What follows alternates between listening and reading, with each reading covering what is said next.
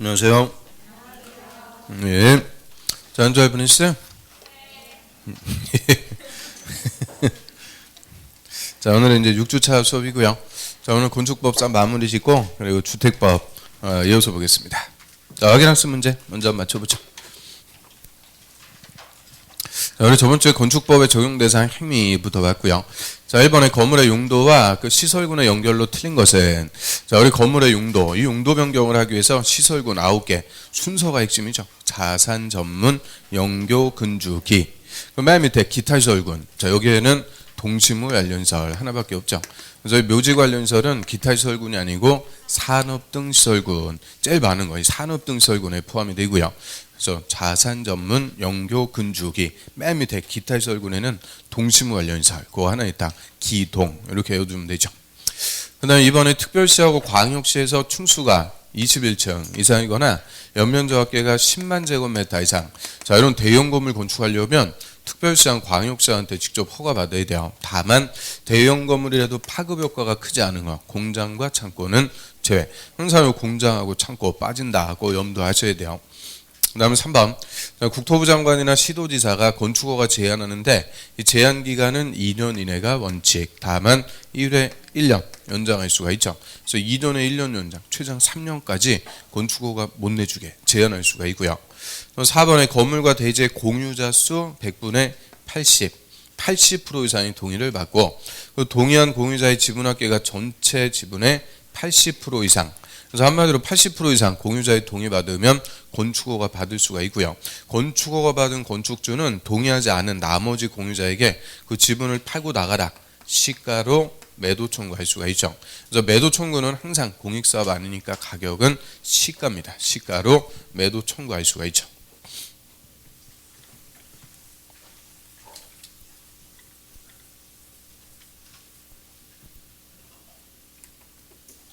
자, 5번. 자, 소규모 건물에 대해서는 신고만 하고 할 수 있다. 그래서 신고 대상. 요새 우리 시험에 제일 잘 물어보는 논점이죠. 연면적 200 미만이고 3층 미만. 자, 200 미만이고 3층 미만 이 소규모 건물을 대손할 때 이때도 신고만 해주면 되죠. 또 6번에 건물에 공개공지 설치하는 대상 지역에 해당하는 것은, 자, 공개공지 설치 대상 1준이, 상준이, 일반 주거, 준주거, 상업지역과 준공업지역. 1준, 상준 또 애워놓고 일자가 두 개네요. 당황하고 그러면 안 돼요. 그래서 일반 주거지역이 정답. 일반 공업지역은 해당 사항이 없습니다. 1준이, 상준이. 그 다음 7번에 다음 질문 중에서 틀린 것은, 자, 틀린 것만 쭉 봐요. 자, 1번에 부속 건축만 있는 대지에 새로이 주된 건물을 축조. 주된 건물 축조한다. 요거는 신축. 새로 주된 건물 짓는다 그랬으니까 신축이죠. 2번하고 3번 지문은 맞고요. 4번. 저작권자는 건축허가 받은 자가 허가받은 날부터 1년이 아니고 2년. 2년 내 공사에 착수 안 하거나 또는 공사에 착수했는데 완료가 불가능. 공사 완료가 불가능하다 이 말은 건물 못 짓게 됐다. 그죠? 이때는 허가를 취소할 수가 있는 게 아니고 해야 된다. 반드시 취소합니다. 필수적으로 취소. 그 다음 5번 도시군계획 시설 또는 예정지. 이거 우리 줄여갖고 도시군계획 시설부지. 시설부지에서 요 가설 건물 건축하려면 시군구청장에게 신고하고 착공한다. 자, 시설부지에서만 허가입니다. 가설 건물이 허가 대상. 나머지 뭐 모델하우스 이런 것들 다 신고만 해주면 되는데 시설부지에서만 가설 건물이 허가 대상. 또 6번은 맞고요. 7번 공개공지 면적은 대지 면적 100분의 20이 아니고 10% 이하에서 조례로 정합니다. 그래서 맥시멈 대지 면적 10% 이하에서 조례가 정하는 기준에 따라 설치해라. 그다음 8번에 건물에 공개공지 설치하면은 건폐율을 1.2배 이하에서 완화한다. 건폐율 완화는 없어요. 용적률하고 높이 제한만 1.2배 완화해서 조금 더 높게 지을 수 있도록 해주게 되죠.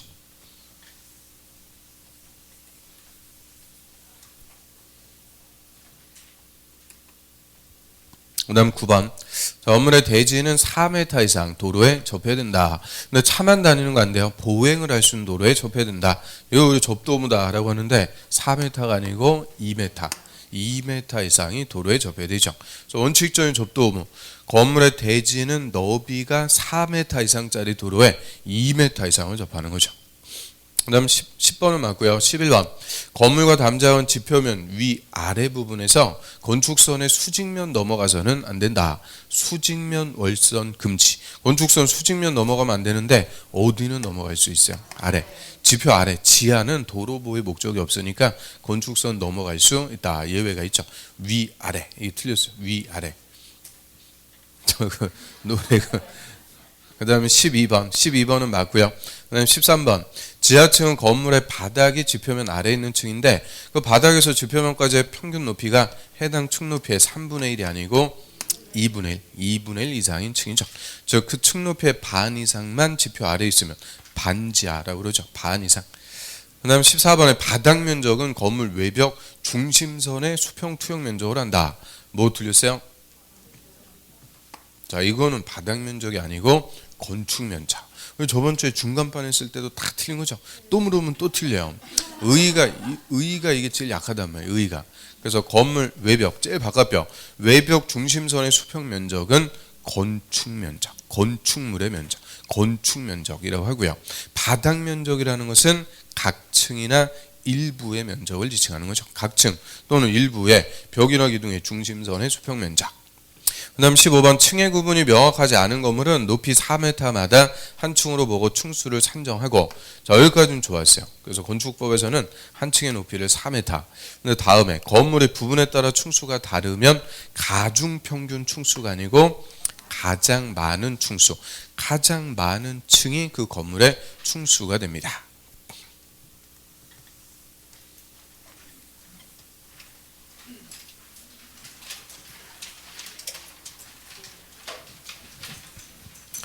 자, 그러니까 저번 주 내용들 한번 훑어봤고요.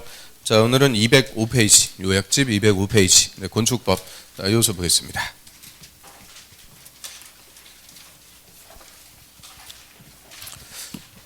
자, 205페이지에 맨 위에 보시면은 건물의 이제 높이 제한, 이 개별 건축 제한에서 이제 건물의 높이를 또 규제하죠. 건물의 높이 제한에서 첫 번째 가로 구역에서의 높이 제한이 나오고요. 가로 구역이라는 것은 우리 몇 분 들어봤네요. 도로가 체계적으로 반듯반듯하게 배치가 되면서 사면이 도로로 둘러싸이는 일단의 대지, 큼직큼직한 대지의 단위를 가로구역. 이거 영어로 얘기하면 블록이라고 그러죠. 블록 단위로. 억압권자가 도로의 너비, 용도 지역 이런 거 고려해서 자, A 블록에서는 건물 건축할 때 40m까지만 건축하세요. 이런 블록을 단위로 건물의 높이를 딱 지정해서 이 높이를 초과하는 건물 못 짓게 규제하는 거죠. 자, 또 그다음 1번 보면 허가권자는 밑줄 허가권자는 자, 가로구역, 도로로 둘러싼 일단의 대지, 가로구역을 단위로 건물의 높이를 지정해서 공고할 수 있다. 딱 끊고요. 그럼 건물의 높이 누가 지정한대요? 허가권자가 높이 지정해서 그 높이 초과하는 거 건축하지 마라 제한하는데, 자, 고려할 사항 박스에 보시면은 기획번에 도시군관리계획 등 토지 이용계획.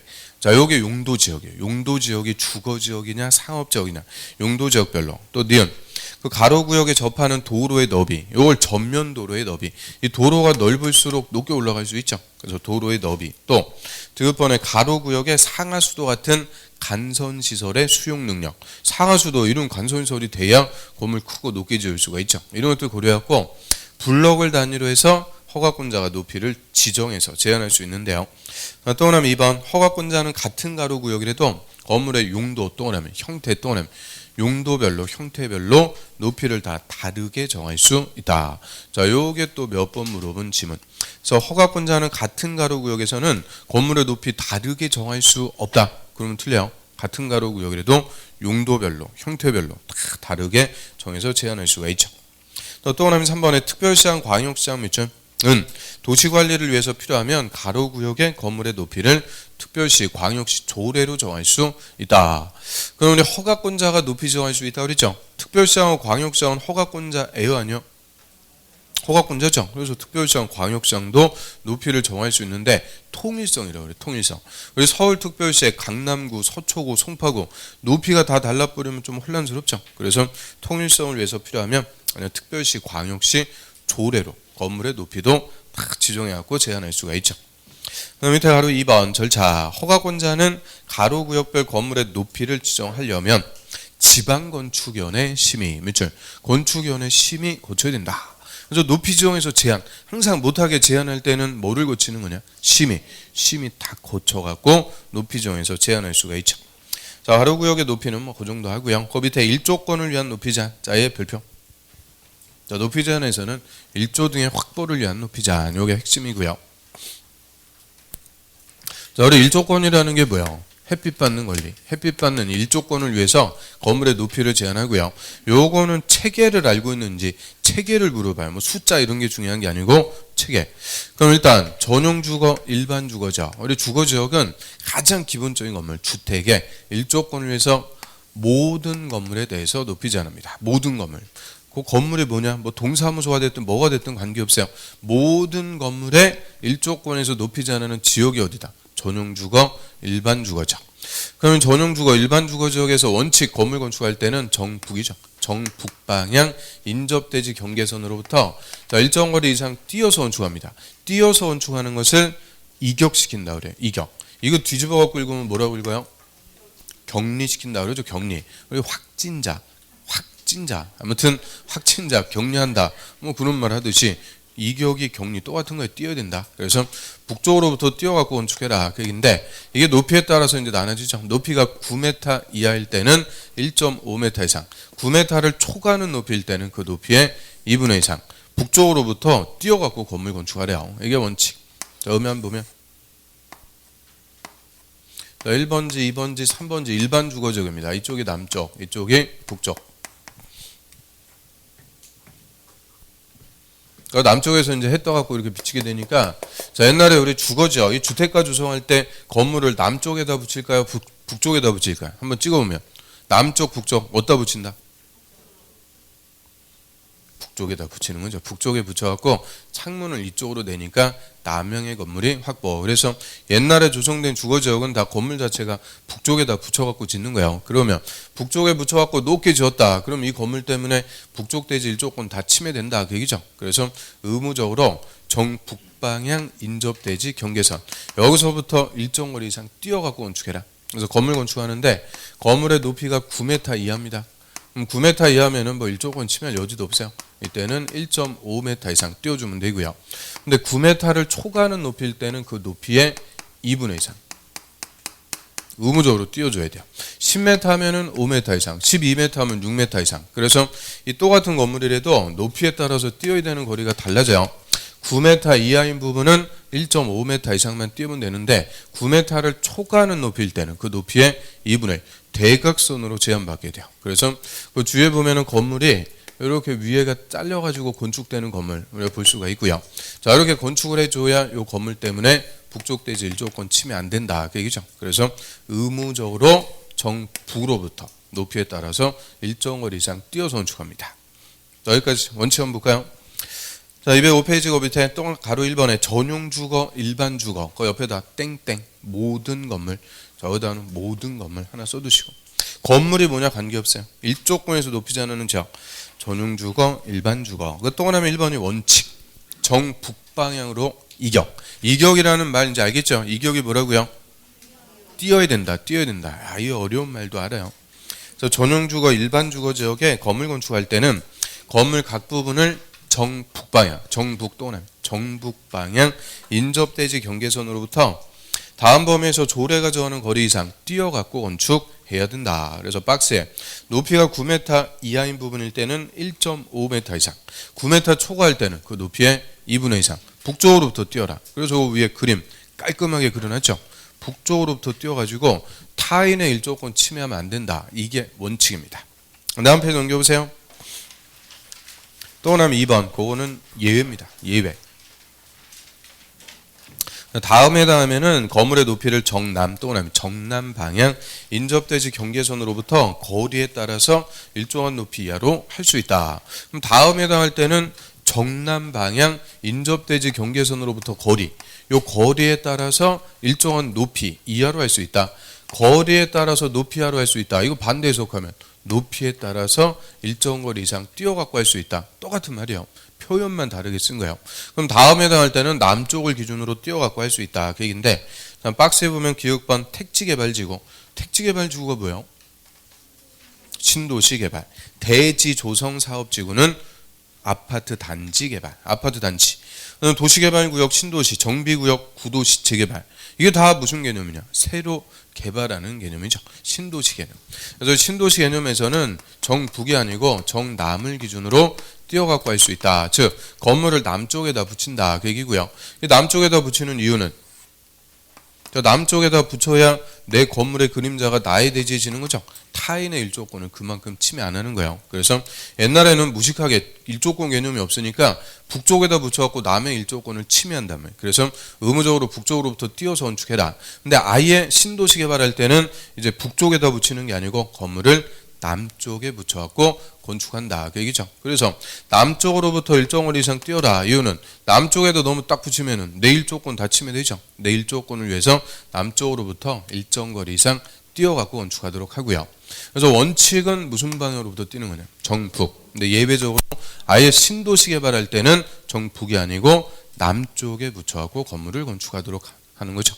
그래서 원칙 정북 예외 정남 무슨 지역에서 전용 주거, 일반 주거, 전용 주거, 일반 주거죠. 그다음 밑에 가로 2번 공동주택. 공동주택 아파트 같은 경우에는 앞동하고 뒷동하고 딱 붙여갖고 지으면 뒷동의 일조권이 다 침해되는 거죠. 그래서 이 공동주택은 지역이 뭐냐 관계없어요. 모든 지역에서 일조권을 위해서 높이 제한합니다. 그럼 이 공동주택 연, 세, 기 공동주택은 지역이 뭐냐 관계없이 일조권을 위한 높이 제한 건축 적용하는 건물. 그런데 이 모든 지역이다 그랬는데요. 두 개가 빠져요. CF였고 중심상업, 일반상업 이 두 개는 죄입니다. 중심사업, 일반사업 지역은 일조권을 위한 높이 제한 적용 안 한다. 이유는 중심이나 일반사업 지역, 도심이나 부도심 땅값 제일 비싼 곳이죠.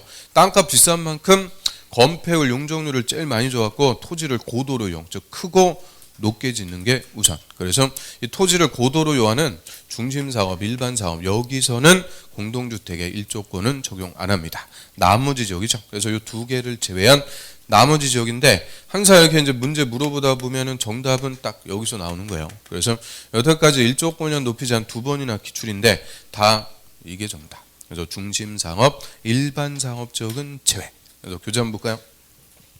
자, 바로 이번에 공동주택. 저는 모든 지역이에요. 모든 지역. 근데 다음에 다는 공동주택 가로 열고 일반상업, 중심상업 지역은 제외. 미출 불표. 그 두 개만 제외한 나머지 지역에서 이 공동주택은 채광 등의 확보를 위해서 일정한 높이 이하로 해야 된다. 채광이 다른 말로 왜 채광? 그게 일조 채광 똑같은 말이죠. 일조권 확보를 위해서 높이 제한합니다. 자, 그래서 이게 이제 구체적으로 밑에 보면 동그라미 1번에 채광거리에 따른 높이 제한, 또 인동거리에 따른 높이 제한 쫙 나오는데 그거 읽어보고 싶어요? 읽어보고 싶으면 읽어보세요. 그래서 저 그런 것까지 아직 안 물어봤어요. 중심상업, 일반상업적 제외 그 정도까지 정리하고요. 자, 옆으로 갑니다. 가로 3번 적용 배제. 자, 2층 떠나면 2층 이하 고 로스는 N돼요. 2층 이하 고 높이도 8m 떠나면 8m 이하인 건물. 이런 낮은 거는 조례가 정하는 바에 따라 일조권을 위한 높이 제한 적용하지 아니할 수 있다. 그래서 자, 이것도 조심할게요. 2층 이하 또는 그러면 틀려. 또는이 아니요. 로서 높이도 8m 이하. 2층 이하 고 8m 이하일 때. 자, 넘어갑니다. 여기까지 개별건축자. 그 다음 7장. 자, 특별건축구역입니다. 특별건축구역. 이거는 우리가 한 번도 안 했죠. 이제 미지의 영역으로 또 들어가는 거예요. 막 기대되고 막 그래요. 자, 특별건축구역. 자, 역시 의의가 제일 중요합니다. 특별건축구역이란 조화롭고 창의적인 건물. 이게 어떤 건물이냐? 멋진 건물이죠. 멋진 건물. 그래서 여태까지 볼 수가 없었던 디자인이 참신한 멋진 건물. 이 멋진 건물 건축을 통해서 도시 경관도 창출, 건설 기술의 수중도 향상 이런 것들 도모하기 위해서 이법이나 관계법령의 일부 규정을 적용하지 않거나 그걸 적용 배제한다 그래요. 적용 배제. 완화, 통합 적용하기 위해서 특별히 정하는 구역을 말한다. 그럼 이 획일적인 건축법의 기준들, 우리 좀 전에 일조권량 높이 제한 이런 거 그냥 적용하면은 위에 잘리게 되죠. 보기 싫어진다며. 그래서 이런 획일적인 건축법의 규정들을 적용 안 하거나 완화, 통합 적용하기 위해서 특별히 정하는 구역이에요. 그래서 멋진 건물 건축해보자 하는 건데, 자, 밑에 지정권자 안부입니다. 자, 국토부 장관 또는 시도지사, 그렇죠? 국토부 장관하고 시도지사가 그 밑에 필요하면은 특별건축구역 지정할 수 있다. 그래서 지정권자는 국토부 장관하고 시도지사입니다. 근데 박스에 보면 1번. 자, 국토부 장관이 정하는 것은 기업, 국가가 국제 행사를 개최하는 도시나 지역. 이 대표적으로 재작년인가 평창 동계올림픽 했죠. 그런 동계올림픽 이런 국제 행사하기 위해서 메인 경기장 멋지게 지을 필요가 있더라. 국토부 장관이. 또 4번 관계 법령에 따른 국가 정책 사업. 그걸 국책 사업이라고 그러죠. 국가가 대규모로 개발하면서 건물도 멋진 거 지을 필요가 있더라. 그래서 국책 사업 하는 것. A번 행정중심 복합도시. 그게 뭐야? 세종시. 이 세종시 때문에 이게 생긴 거예요. 특별건축구역. 그래서 행정중심 복합도시, 또 혁신도시. 혁신도시는 우리 공공기관들 있죠. 뭐 토지주택공사 같은 공공기관이 지방으로 이전해 가면서 개발되는 도시를 혁신도시라고 그래요.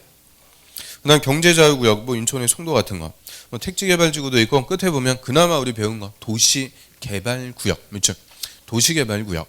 그럼 우리 도시개발법에서 도시개발구역 지정권자 국토부 장관 지정권자 돼야 안 돼요?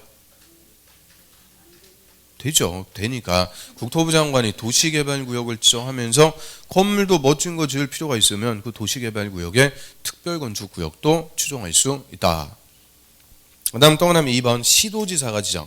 그거는 기획본에 지자체가 국제행사를 개최하는 도시나 지역, 뭐 부산 국제영화제 뭐 이런 거 하기 위해서 건물 멋진 거 지을 필요가 있더라. 또 니은번 그 밑에 줄에 보면은 쭉 옆으로 와서 경제자유구역, 뭐 택지개발지구 쭉 나오는데 도시개발구역 밑에.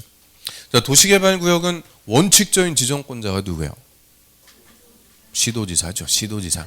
영 핀트가 또 어긋나고 있어요. 그래서 시도지사가 도시개발구역 지정하면서 건물도 멋진 거 지을 필요가 있다. 특별건축구역도 또 지정할 수가 있죠. 그런데 정비구역 밑줄, 정비구역, 우리 재개발, 재건축 이런 정비사업 하려고 지정한 구역이 정비구역. 이 정비구역은 시도지사만 특별건축구역으로 지정할 수 있습니다. 이유는 우리 정비사업, 뭐 재개발 이런 거를 국가가 하고 이런 거 있다 없다?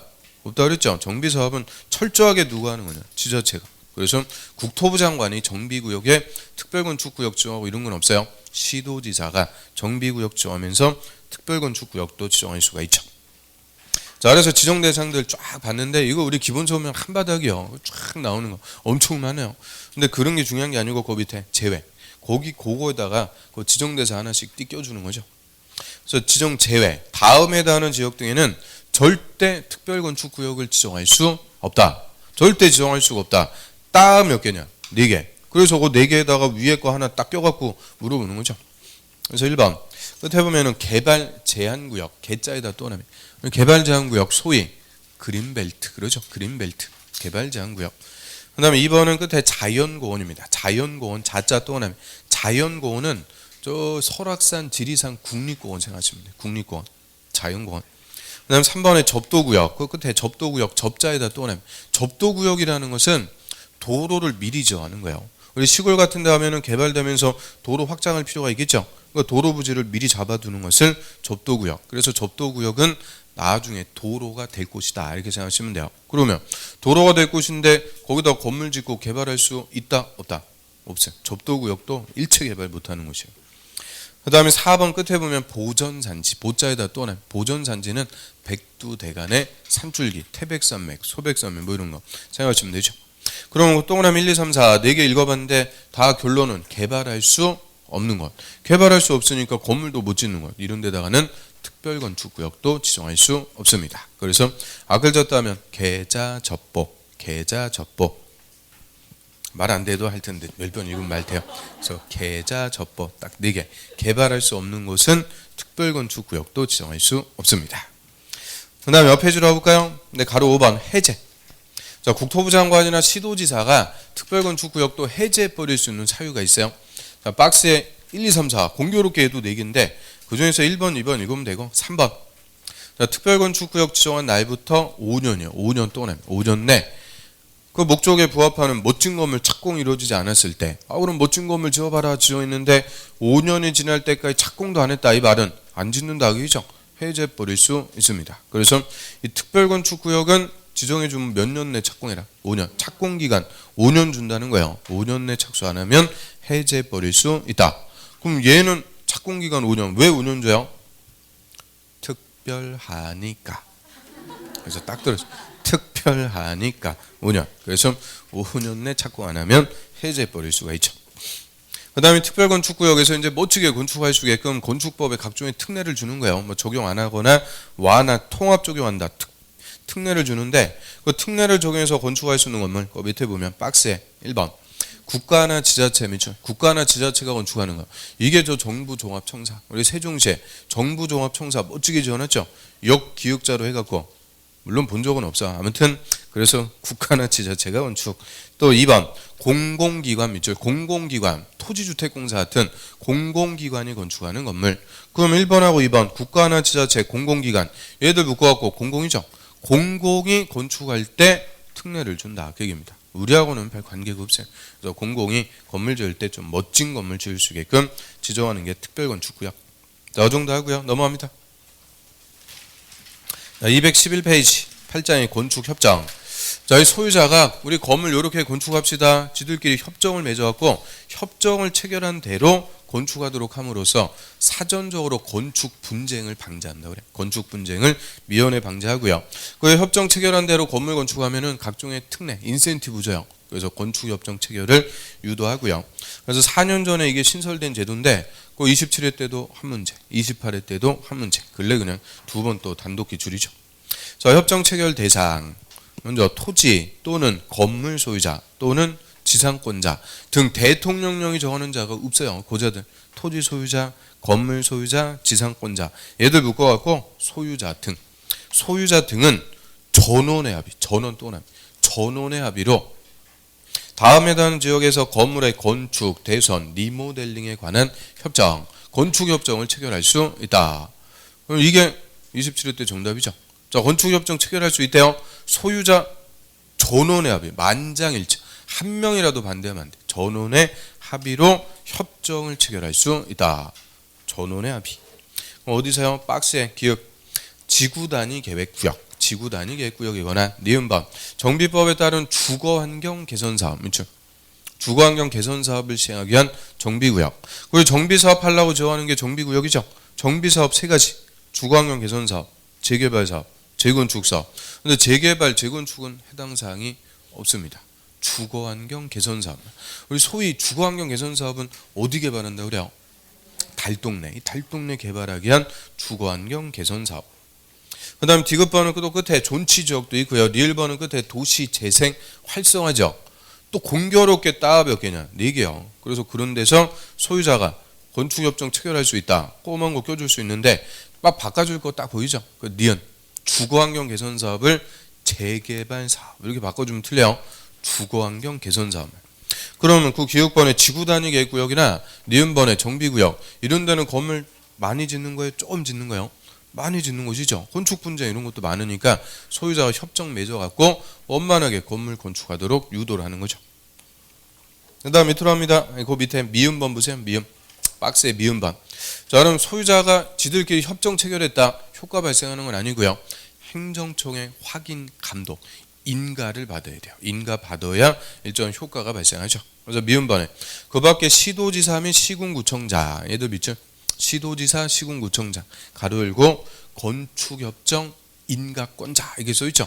그럼 건축협정 체결해서 누구한테 인가 받아라? 시도지사 시군구청장. 이게 한마디로 허가권자 얘기하는 거예요. 허가권자한테 가서 우리가 건축협정 이렇게 체결했습니다. 인가 받아라 그 얘기고요.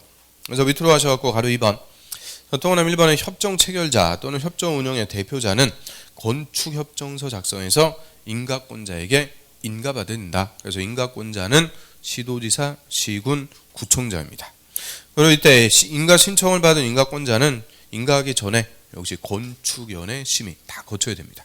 건축연의 심의 거치고요. 또 하나 2번 그 협정 체결 대상 토지가 2개 이상의 시군구에 걸칠 때는 그 협정 체결 대상 토지 면적의 과반 또는 과반이 속하는 인가권자한테 인가 신청할 수 있다. 그럼 협정 체결하려는 대상 지역이 2개 이상의 시군구에 걸친대요. 우리 건축법에서는 항상 걸치면 어떻게 된다? 과반이 속하는 시, 군, 구청장한테 가서 인가받아라. 항상 건축법은 걸치면 과반. 그 다음에 밑에 변경. 자, 협정 체결자가 인가받은 사항을 변경할 때도 똑같이 변경 인가받아야 되고요. 또 넘겨보세요. 바로 4번의 폐지. 자, 협정 체결자는 건축협정을 폐지하려면 협정 체결자 과반수의 동의, 과반수 또는 과반수의 동의 받아갖고 역시 인가권자한테 인가받아야 된다. 그러면 건축협정을 체결할 때도 인가, 변경할 때도 인가, 폐지할 때도 인가, 다 똑같이 인가받아야 돼요. 그런데 이 동의 요건이 달라요. 좀 전에 협정을 체결할 때는 전원의 합의, 근데 폐지할 때는 과반수의 동의만 받으면 돼요. 과반수. 그거의 차이점을 27회 때 물은 거죠. 체결할 때는 전원의 합의고 폐지할 때는 과반수의 동의입니다. 그 다음 계속 보면 다만, 그 앞에서 다 끊고요. 다만 건축협정에 따른 특례를 적용해서 착공신고했을 때는 착공신고한 날부터 20년 또는 20년이 지난 후에 폐지 인가 신청할 수 있다. 그럼 건축협정 인가받은 대로 건물 지으면 특례 인센티브 준다 그랬죠. 그 인센티브 다 받아가지고 꿀은 다 빨아먹고 바로 폐지 인가 신청해서 폐지해버리면 의미가 없는 거죠. 그래서 건축협정 특례를 적용해서 착공신고했다, 즉 건물 건축했다, 이때는 몇 년이 지난 후에 20년이 지난 후에 폐지할 수 있도록 합니다. 20년. 그럼 건축협정 인가받으면 이제 효과요. 가로 5번. 자, 협정이 체결된 지역에서 건물의 건축, 대수선, 리모델링 하려는 소유자는 그 인가받은 건축협정에 따라야 된다. 즉 건축협정 인가받은 대로 건물 건축해라. 그게 효과. 그런데 이 협정 인가받은 대로 건축하면은 이제 인센티브 주는 거죠. 특례. 그래서 밑에 보면 가로 6번. 자, 건축협정에 따른 특례 갖고 동그라미 1번 통합적용 이렇게 써 있는데요. 통합적용한다는 것은 협정 체결한 구역을 전체를 하나의 대지로 해서 하나의 규정만 적용한다. 그거를 통합적용한다라고 하고요. 이 통합적용할 수 있는 규정들 박스에 보시면은 조경, 대지와 도로의 관계. 이게 무슨 관계요? 접도. 또 뭐 지하층, 건폐율 쭉 나오죠. 그게 28회 때 기출이에요. 건축협정 인가받은 대로 건축할 때 통합 적용할 수 있는 규정이 아닌 것은 그것만 딱 외워주면 끝나요. 그럼 또 밑에 보면 또 동그라미 2번 완화 적용할 수 있는 규정 있죠. 완화해 줄 수 있는 규정. 조경, 건폐율, 용적률, 공지 그것만 깔끔하게 외워주시면 끝나요. 그래서 이 통합 적용할 수 있는 규정, 완화 적용할 수 있는 규정 이거 요 두 개만 써놨지 또 엄청 많단 말이에요. 그래서 이런 거 어떻게 일일이 외울 거야. 이런 거 통합 적용할 수 있는 규정이 아닌 것은 낸 사람한테도 5분 지나고 야 네가 한번 맞춰봐라. 그거 어떻게 맞출 거야. 그런 게 너무 많은데. 그래서 이런 거는 그냥 잘 찍고 가을을 바라시면 돼요. 자, 그 정도 하고요. 넘어갑니다. 자, 후장의 보칙과 벌칙. 이제 보충 규정, 보칙. 자, 보칙 왔으면은 건축법 다 왔어요. 자, 1번 위반 건물에 대해서 허가권자가 취하는 조치인데요. 가로 1번. 자, 허가권자는 이 법이나 이 법에 따른 명령 처분에 위반하는 대지나 건물에 대해서는 이 법에 따른 허가, 거기서 허가는 건축 허가입니다. 승인은 사용 승인, 건축 허가나 사용 승인을 취소하거나 거기 동그라미 1. 그럼 건축 허가 내준 거, 사용 승인 내준 거 취소할 수가 있다. 임의적입니다. 취소해야 되는 게 아니고 여기서는 할 수가 있다. 임의적. 그걸 앞에서 건축허가 반드시 취소하는 거는 뭐였어요? 건축허가 필수적 취소. 그럼 확인학습 문제도 나갔네요. 2년 내 착수 안 했을 때 이때는 건축허가 반드시 취소. 그런데 위반 건물에 대해서는 반드시 취소하는 게 아니고 취소할 수가 있다. 임의적입니다. 그 다음 계속 보면 취소하거나 건물의 건축주, 시공자, 관리인 뭐 등등 이 건축주 등에게 공사 중지를 명하거나 상당한 기간을 정해서 건물의 해체라고 써있는데 그게 철거예요. 철거 뭐 개축, 중축 같은 필요한 조치를 명령할 수 있다. 그 조치를 명할 수 있다. 거기 동그라미 2. 그거를 시정 명령할 수 있다 그래요. 그럼 허가 받은 대로 건물 안 짓고 있으면 공사 중지해라 명령. 그리고 아예 무허가로 건축하고 있으면 철거해라 명령. 이런 조치를 명령하는 것을 시정 명령. 또 하루 2번. 저건자는 허가나 승인이 취소된 건물이나 시정 명령 받고 이행하지 않은 건물에 대해서는 다른 법에 따른 영업이나 그 밖의 행위를 허가, 면허, 인가 뭐 등등을 하지 않도록 요청. 허가 등을 하지 않도록 요청. 거의 동그라미 3. 할 수 있고 요청을 받은 자는 특별한 사유가 없으면 따르도록 합니다. 그럼 쉽게 얘기하면 위반 건물에서 음식점 영업 허가 신청했다. 허가 못 내주게 요청해서 허가 안 내준다. 그 얘기입니다. 그래서 영업 허가 등을 못 내주게 제한할 수 있다. 그래서 그런 것들이 지금 위반 건물에 대해서 허가권자 취할 수 있는 조치래요. 뭐 할 수 있대요? 허가 취소할 수 있고 사용 승인 취소할 수 있고 시정 명령할 수 있고 또 영업 허가 등을 못 내주게 제한할 수 있다. 그 4개 딱 풀어갖고 주고 하나 딱 껴갖고 물어본 거죠. 그 CF 해갖고 하나 쓰세요. 벌금형의 부과.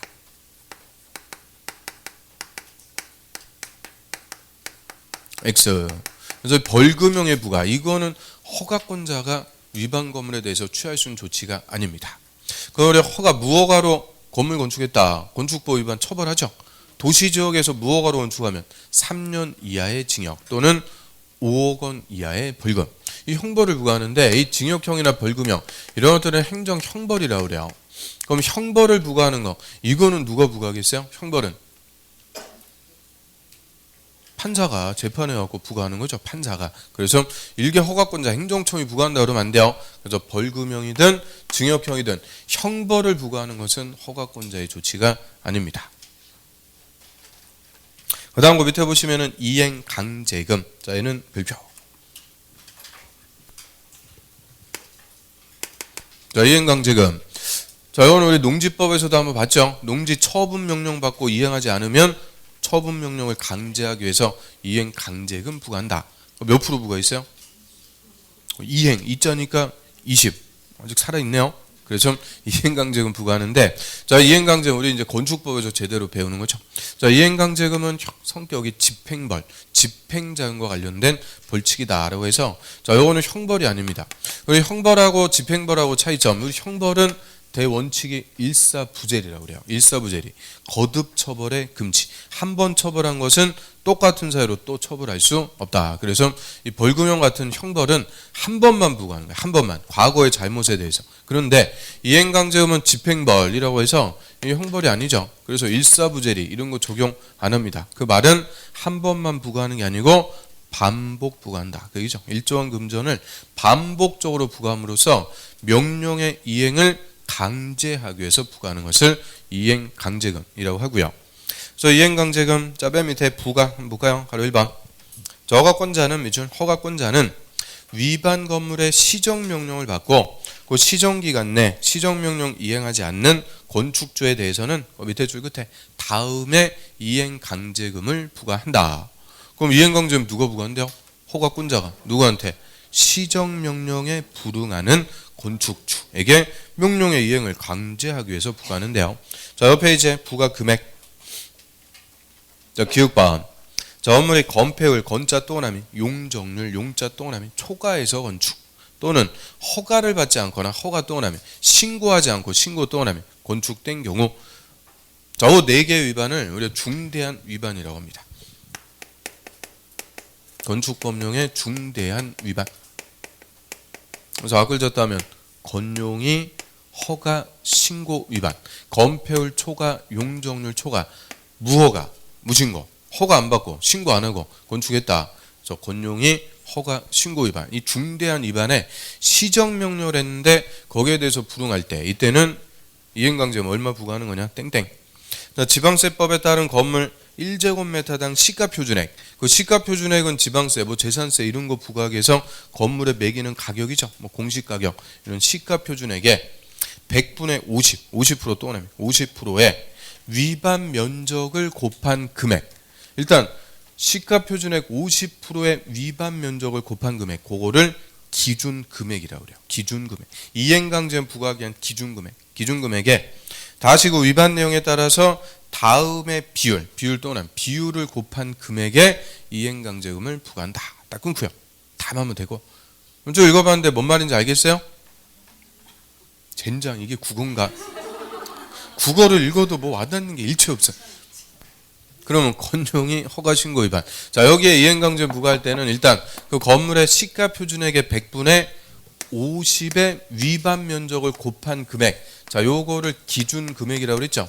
요 기준금액에 다시 요 위반 내용에 따라서 일정한 비율을 곱한 금액에 이행강제금을 부과해라. 그래서 요 위반 내용 4개가 경중이 다르다면, 경중이 다르니까 다시 일정한 비율을 곱한 금액을 부과하는데요. 건폐율 초과면은 몇 프로를 곱하는 거냐? 80%. 용적률을 초과했을 때는 90%. 허가 위반, 무허가, 얘가 제일 나쁜 거예요. 허가 위반이 제일 센 거. 100% 그냥 다. 신고 위반. 우리 신고는 경미한행위라고 그랬죠. 경미한 위반이니까 신고는 70이요. 그래서 70, 80, 90, 100 위반 내용에 따라서 다시 일정한 비율을 곱한 금액에 이행강제금 부과. 이게 그대로 29회 때 기준. 그래서 70, 80, 90, 100 높은 순서부터 나열한 것은 그럼 일단 제일 높은 게 뭐예요? 제일 높은 게 허가 위반, 무허가의 제일 나쁜 놈.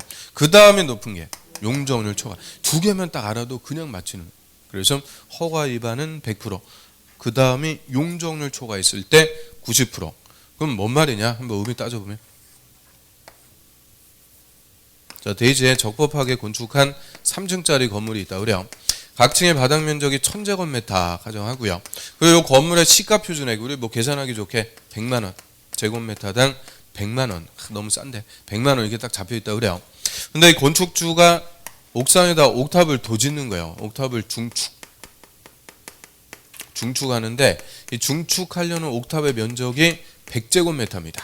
그럼 100제곱미터 옥탑 중축하려면 허가 받아야 돼요. 신고만 해주면 돼요. 허가 받아야 된다. 신고하면 된다. 뭐 알고 찍는 거예요. 우리 신고 대상 바닥 면적 85 이내에 중축, 개축, 재축. 즉 중축, 개축, 재축하는 면적이 85 이하면 신고. 그럼 얘는 중축하는 면적이 얼마예요? 100. 85 초과니까 신고가 아니고 원칙대로 허가를 받아야죠. 그런데 허가 없이 무허가로 옥탑을 중축해갖고 이거 세주고 있다. 그럼 무허가 중축, 건축법 위반한 거죠. 이거 허가권자한테 딱 걸렸어요. 허가권자가 언제까지 철거해라? 시정 명령합니다. 그런데 그 기간까지 철거 안 하면 명령의 이행을 강제하기 위해서 이행 강제금 부과한다. 그죠? 자, 이때 일단 이행 강제금 부과하는 금액, 기준 금액, 시가 표준액의 50%, 무허가니까 50%죠. 그럼 50만 원 곱하기 위반 면적 100제곱미터. 자, 요게 일단 기준 금액이 되는 거예요. 그럼 50만 원 곱하기 100 얼마예요? 또 하여튼 또 100단위 넘어가면 산수 안 되는 거죠. 5천만 원. 아이고 이거 다른 학원 가니까 5억이래요. 5억. 하여튼 이러면 희박한 산수 개념 하여튼. 그래서 5천만 원 이게 기준 금액인데 이 기준 금액에 다시 일정한 비율을 곱하라고 그랬죠. 좀 무허가 허가 위반이니까 몇 프로예요 그냥. 100% 다 5천만 원 다 부과한다. 그 다음에 이게 용적률을 초과한 거다. 용적률 초과일 때는 이 금액이 얼마? 90, 4,500이 되는 거고. 그 다음에 건폐율을 초과한 거면은 80, 4,000이 되는 거고. 신고 위반이면은 70. 의미 알겠죠? 그래서 이 기준 금액에 다시 저 위반 내용에 따라서 일정한 비율을 곱한 금액에 이행강제금 부과. 그럼 무허가니까 그냥 100%다 5천만 원 다 부과하는 거예요. 근데 이행강제금 한 번 부과하는 거 아니라 그랬죠?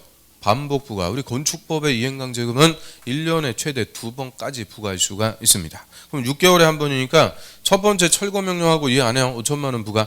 6개월 지나고 또 철거해라. 안 하면은 또 5천. 6개월 지나고 또 철거해라 명령 안 하면 5천.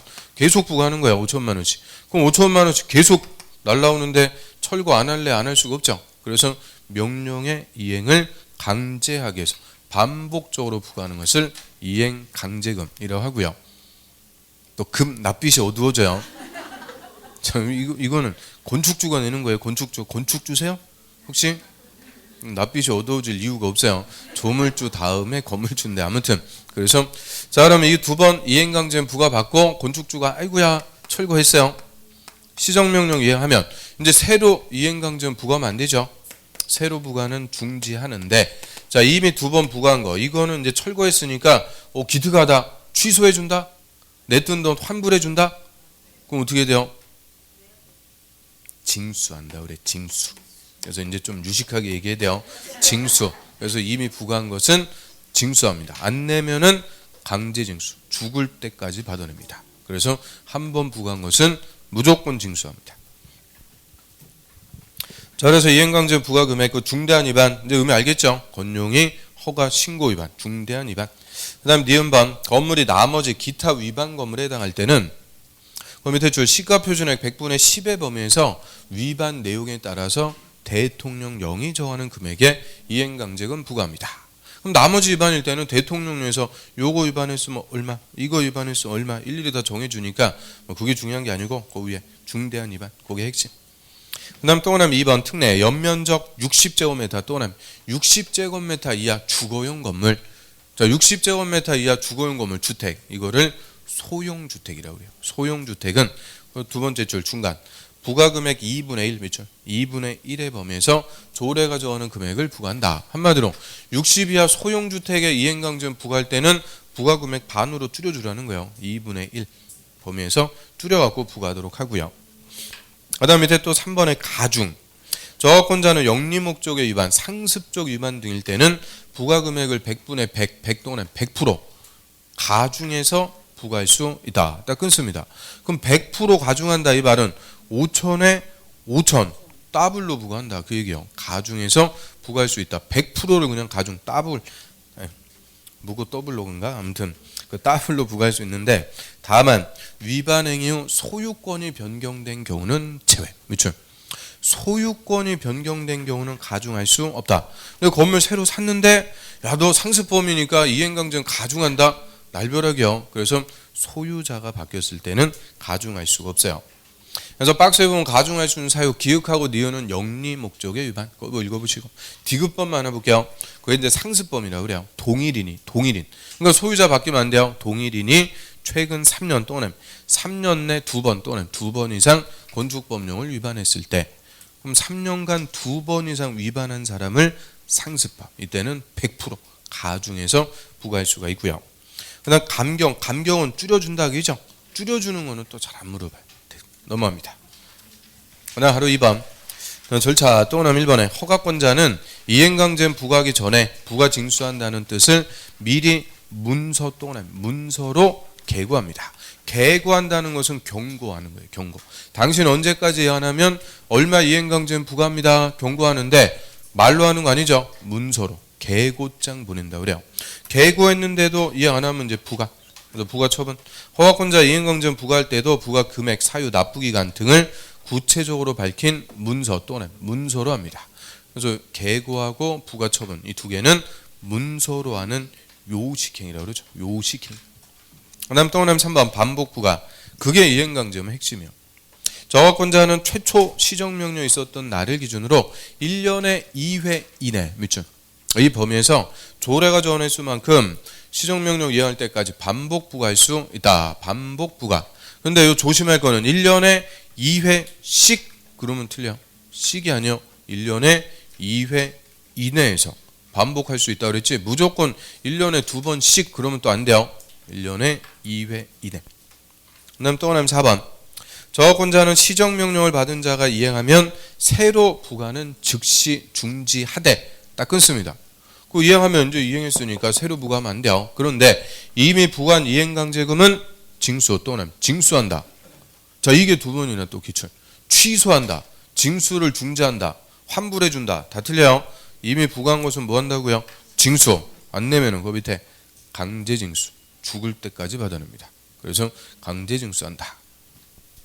그 다음에 옆에 건축분쟁전문위원회. 자, 그거까지 마저 하고 좀 쉬죠.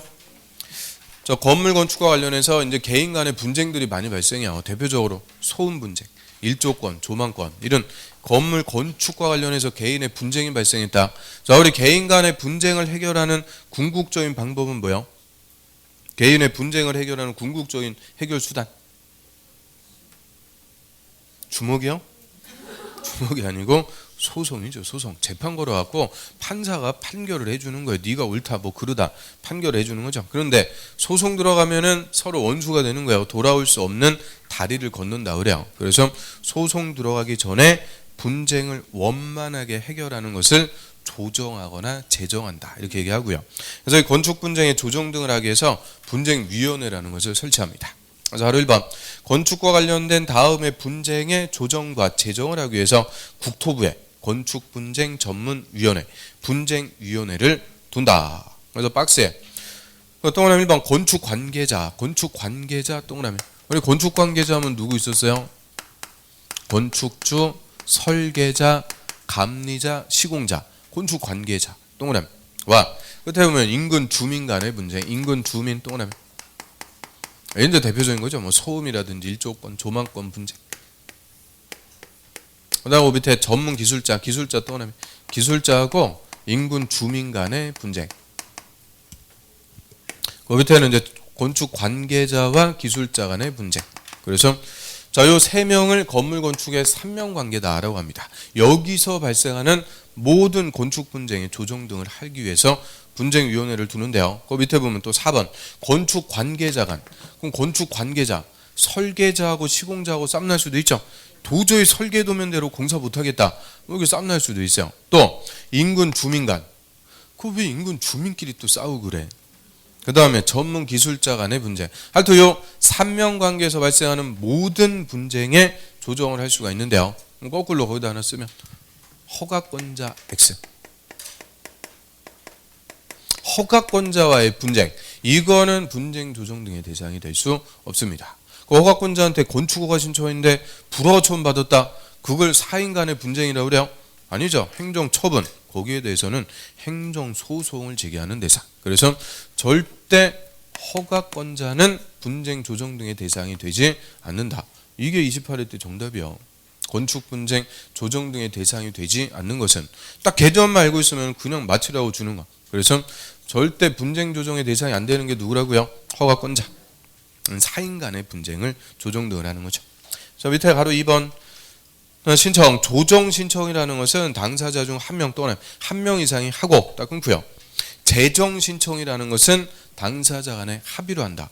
그럼 분쟁 당사자 일방이 신청하면은 조정 신청한다 이렇게 얘기하고요. 쌍방 합의로 신청하면은 재정 신청한다 그래요.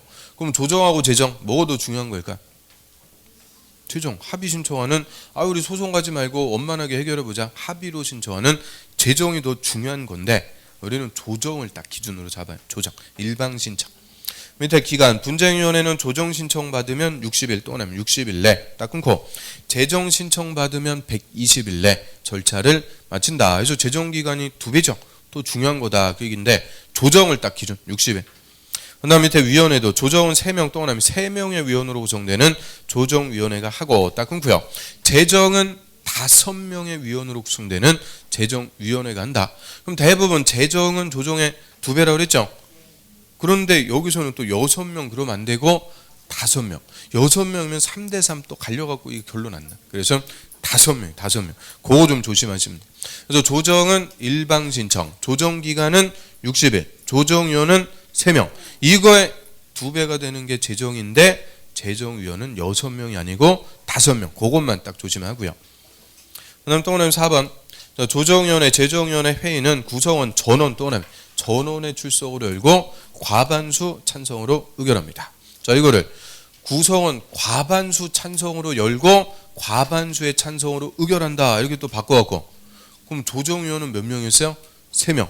거기에 과반수면 2명. 2명이 출석해서 열고 거기에 과반수면 안 되는 거예요. 그래서 과반수가 출석하고 과반수 찬성 그럴듯한데 그러면 틀려요. 여기서는 전원의 출석으로 열고 과반수 찬성으로 의결합니다. 밑으로 가셔갖고 조정은 간단한 거예요. 조정 신청하면 조정위원회가 당사자 불러가지고 의견 다 들어보는 거예요. 의견 듣고 이렇게 한번 분쟁 해결해 보세요. 조정안을 작성해서 당사자에게 제시하고요. 그럼 뭐 제시를 받은 당사자는 15일 내 수락 여부를 알려줘라 했는데 맨 밑에 동그라미 4번 조정의 효력.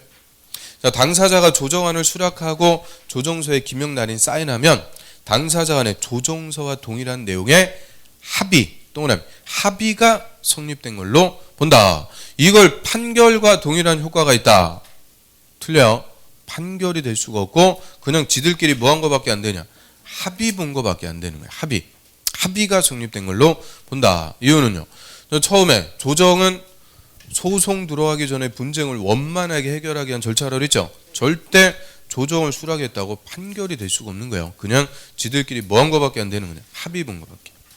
한 페이지 넘겨오세요. 바로 5번 비용 부담. 그럼 분쟁 조정하기 위해서 들어가는 비용도 당사자 합의 또는 합의로 정하는 비율에 따라서 부담합니다. 딱 끊고. 근데 비용 부담에 협의가 안 되면 조정위원회, 재정위원회가 정해줘라. 근데 원칙은 비용도 합의로 정해갖고 지들끼리 다 합의로 정해갖고 부담하도록 하죠. 자, 여기까지가 건축법 끝. 좀 쉬었다가 이제 주택법 들어있습니다.